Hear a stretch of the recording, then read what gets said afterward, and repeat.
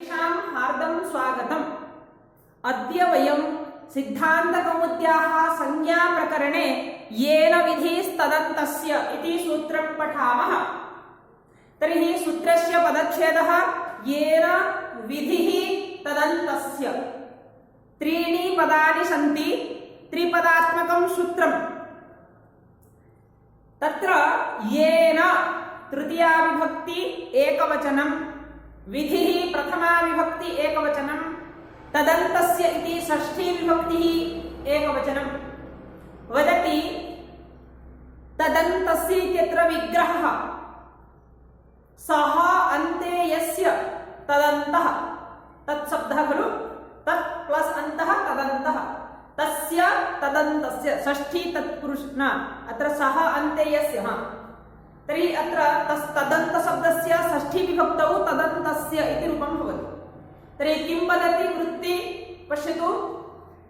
विशेषणं तदन्तस्य संज्ञाशात् स्वस्य च रूपस्य वदति विशेषणं।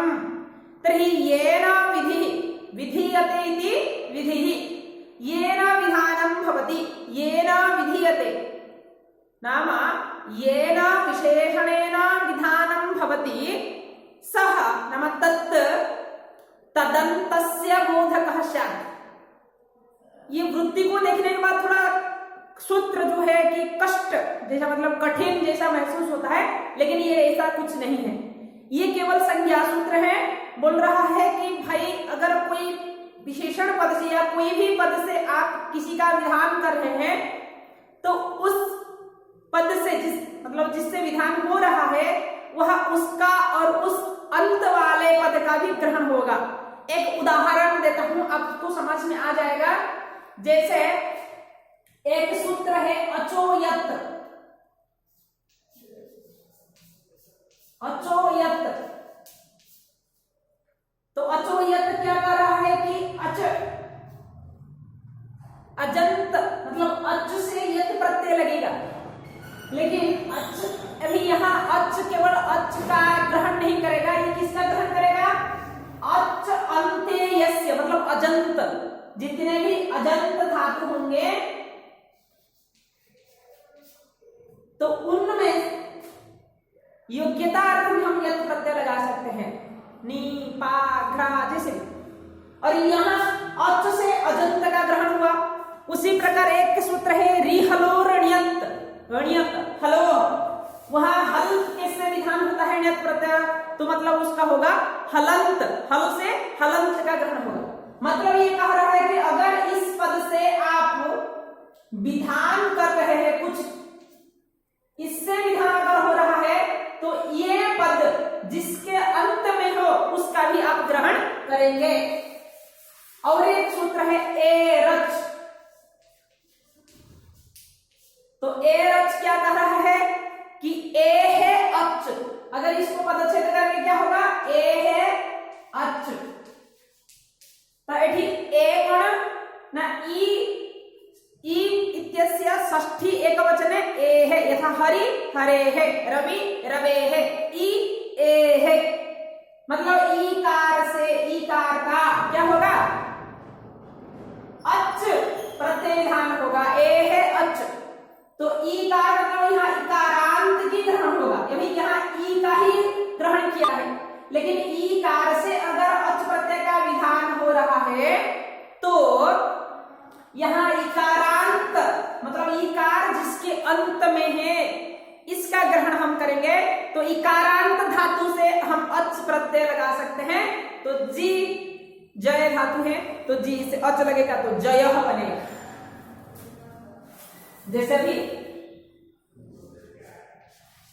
तो वहां केवल ईकार का ग्रहण, वो विशेषण है, विशेष रूप से उसका ग्रहण हुआ, लेकिन ये नहीं कि केवल अगर ई का ही होगा। यहां बोल रहा है कि ईकारांत, तो ये न विधि इकारेण विधि सह तदन्तस्य, सह विधि जिस विधि का आप विधान कर रहे हैं वह विधि तदन्तस्य मतलब जिससे विधान हुआ है उस अंत वाले शब्द का भी ग्रहण करेगा।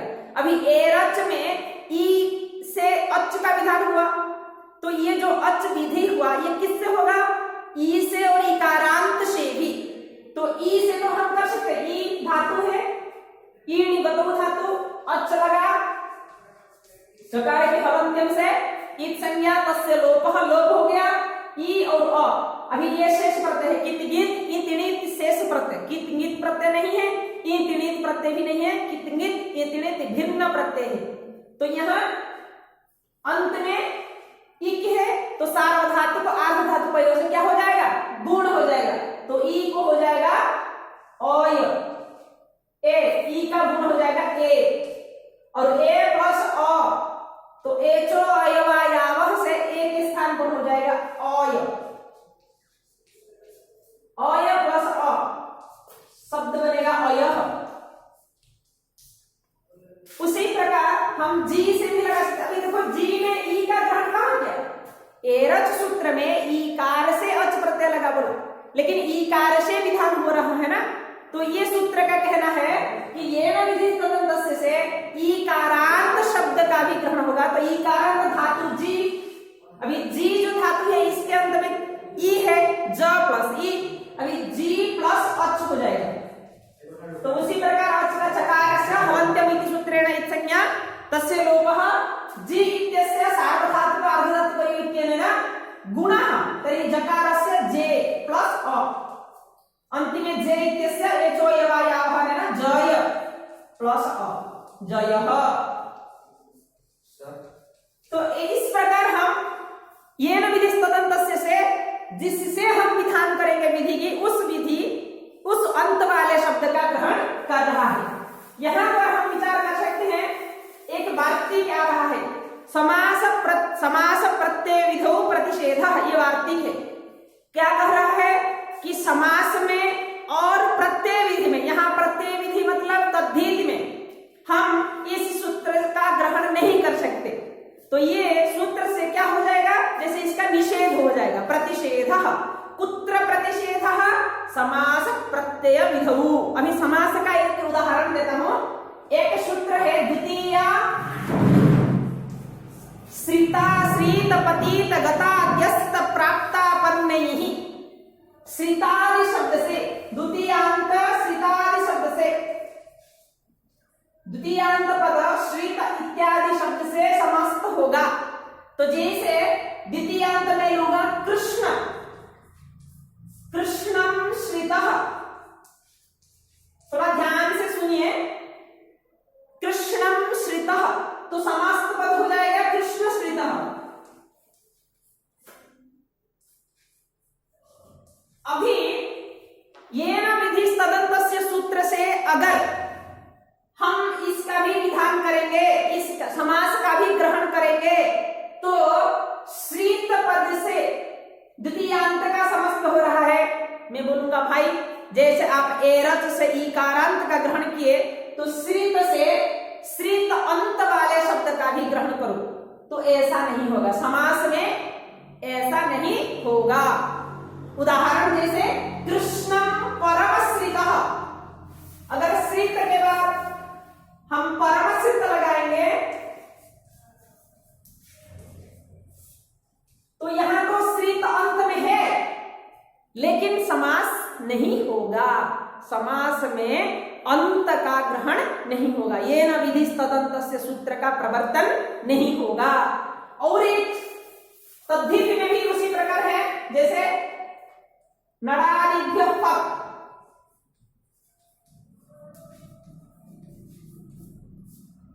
नडादिभ्यः फक्, तो ये जो प्रत्यय लगता है फक् प्रत्यय, किससे, नड़ आदि शब्द से। अभी यहां नड़ का ही ग्रहण किया है, तो नड़ प्लस फक्, क का हलन्त्यम सूत्र से ईट संज्ञा, फ बचा, फ के स्थान पर फड़ ख छ राम आयनेयः सूत्र से फ के स्थान पर आयन हो जाएगा। अभी आयन होने के बाद नड़ का आदि अच की वृद्धि होगी, तद्धित स्वचामाद है, नाड़ प्लस आयन, नारायण, नाड़ा प्लस आयन, नारायण।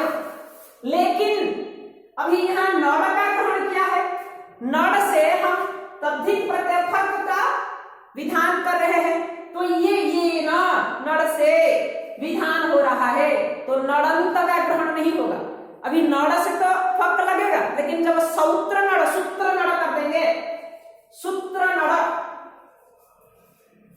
तो इसमें फक प्रत्यय नहीं लगेगा। क्यों नहीं लगेगा?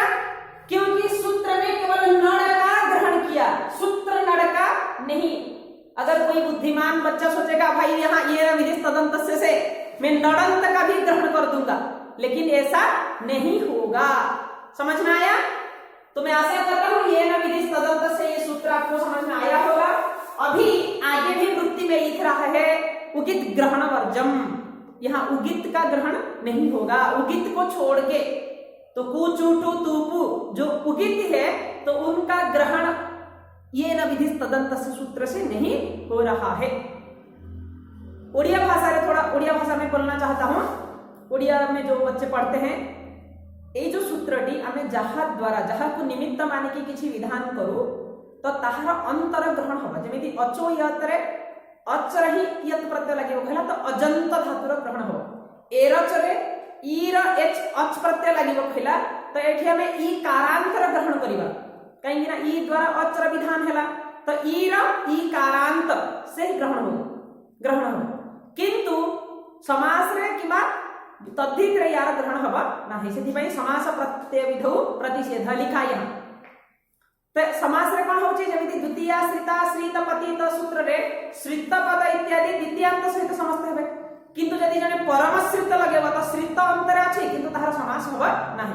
सेमिति नडादिभ्य फक रे नड शब्द रु फक प्रत्यय लागिबो, नारायण हबो, किंतु यदि सूत्र नड कर देबी नड अंतरे थिले मध्य फक प्रत्यय लागिबो नाही। काहे कि ना सेठी नडादि रही ग्रहण होछि जेहेतु तद्धित प्रत्यय। तो समास रे प्रत्यय विधि मतलब तद्धित रे यार ग्रहण हबा नाही। तो आशा करता हूं आपको ये सूत्र समझ में आया होगा। अगर आपको समझ में नहीं आया तो आप कमेंट बॉक्स में क्वेश्चन पूछ सकते हैं, मैं आपको बताने का प्रयास करूंगा अवश्य। अस्तु पुनर्मिलामः, धन्यवादाः।